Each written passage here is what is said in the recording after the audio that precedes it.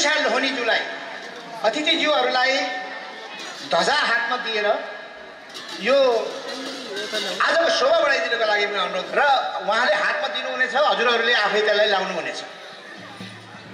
त्यस्तै गरेर अब हाम्रो मञ्चको अग्रभागमा अतिथिहरूको आसन ग्रहण कार्यक्रम रहेको छ र यसको निम्ति म सर्वप्रथम इलाका प्रहरी कार्यालय गीतानगरका प्रमुख,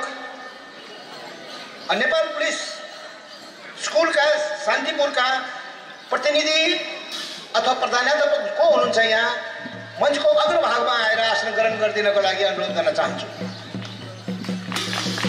शान्तिपुर स्कुल,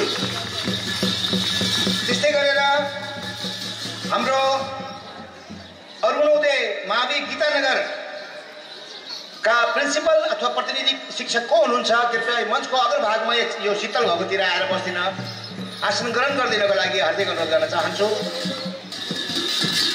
अरुणोदय मावि गीतानगर,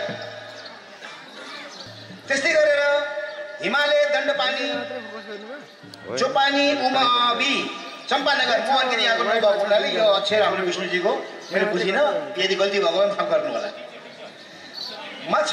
त्यस्तै गरेर हाम्रो देवनगर आधारभूत विद्यालय देवनगरका प्रधान अध्यापक गोविन्द न्यौपानीज्यूलाई मञ्चको अग्रभागमा आएर आसन ग्रहणका लागि अनुरोध गर्न चाहन्छु। त्यस्तै गरेर गङ्गानगर मावि गङ्गानगरका प्रधानाध्यापक अथवा प्रतिनिधिलाई यहाँ मञ्चमा आसन अग्रभागमा आसन गर्न अनुरोध गर्न चाहे। त्यस्तै गरेर सिद्धेश्वर स्कुल गीतानगरका प्रधानाध्यापक अथवा प्रतिनिधि कोही हुनुहुन्छ भने कृपया यो मञ्चको अग्रभागमा मेरो दाहिनेपट्टि आएर आसन ग्रहण गरिदिनको लागि विनम्र अनुरोध गर्न चाहन्छु। त्यस्तै गरेर यो अमर ज्योति बोर्डिङ स्कुल गीतानगरका व्यवस्थापन समितिका अध्यक्षज्यू कृष्ण प्रसाद भण्डारीज्यूलाई पनि म यो मञ्चको अग्रभागमा आएर आसन ग्रहणको लागि अनुरोध गर्न चाहन्छु। त्यस्तै गरेर नेटे मन्टेश्वरीका प्रधानाध्यापक अथवा प्रतिनिधि हुनुहुन्छ भने कृपया आसन ग्रहणको लागि हार्दिक अनुरोध गर्न चाहे र मेरो लगभग यो आसन ग्रहणको कार्यक्रम यही नै सकिएको छ। उस्तै पऱ्यो भने साथीहरूले मलाई कोर्डिनेट गर्ने होला र उहाँहरू आएपछि फेरि म आसन ग्रहण गराउने नै छु। अब हाम्रो कार्यक्रम आजको हामीले वास्तवमा तपाईँहरूको पनि उत्सुकता छ भाइ, विशेष गरेर भाइ बहिनीहरूको यो जुन मौलिकता छ जुन यहाँ झल्किरहेको छ यसलाई हेर्न उत्सुक हुनुहुन्छ, मैले त्यो बुझेको छु। सबभन्दा पहिला म यहाँ निम्ताउन चाहन्छु वक्ताको रूपमा र उहाँलाई स्वागत मन्तव्यको साथै यो कार्यक्रमको बारेमा आफ्नो अवधारणा राखिदिनको लागि म यो डेजी आवासीय माविका प्रधानाध्यापक श्री प्रेम राज रिमालज्यूलाई म यहाँ ड्यासमा पोडियममा बोलाउन चाहन्छु। एकचोटि जोरदार तालीले स्वागत गरिदिनु होला। धन्यवाद। यो चितवन र काठमाडौँ उपत्यका बीचको मैत्रीपूर्ण सम्बन्धलाई थप प्रगाढ बनाउनको निम्ति एलटिकेले यो भव्य कार्यक्रम आयोजना गरेको छ। म कलाकार सम्पूर्ण साथीहरूलाई विशेष स्वागत गर्न चाहन्छु, धन्यवाद दिन चाहन्छु र मलाई आफैलाई पनि यति बेला यतापट्टि तपाईँहरूले मञ्चतिर हेर्नुभयो भने एकदमै सुन्दर दृश्य देख्न पाइन्छ। कार्यक्रमको अध्यक्षता महिलाले गरिरहनु भएको छ। आजको हाम्रो कार्यक्रमको प्रमुख अतिथि महिला हुनुहुन्छ। यहाँको उपस्थिति पनि महिलाहरूको राम्रो नै छ। म प्यारा ससाना बाबु नानीहरूसँग अनुरोध गर्न चाहन्छु, प्रिय बाबु नानीहरू, हामी त्यस्तो देशका मान्छेहरू हौँ जहाँ हाम्रा हजुरआमाहरू कहिल्यै यसरी सम्मानित थिएन, जहाँ हाम्रा आमाहरूलाई समाजले यिनीहरूसँग पनि तागत छ भन्ने कुरा बुझ्न पाएको थिएन।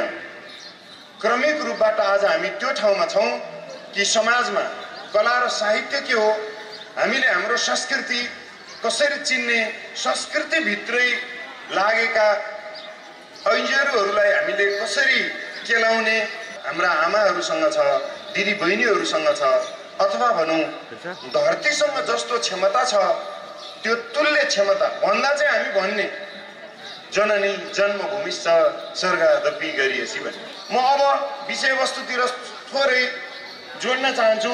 विश्वकर्मा भैल प्याखम खाल नेवारी भाषामा लेखिएको चिज देख्यौँ हामीले। पहिला सबैसँग अनुरोध छ, विश्वकर्मा भन्ने शब्दसँग म कुरा गर्न चाहन्छु।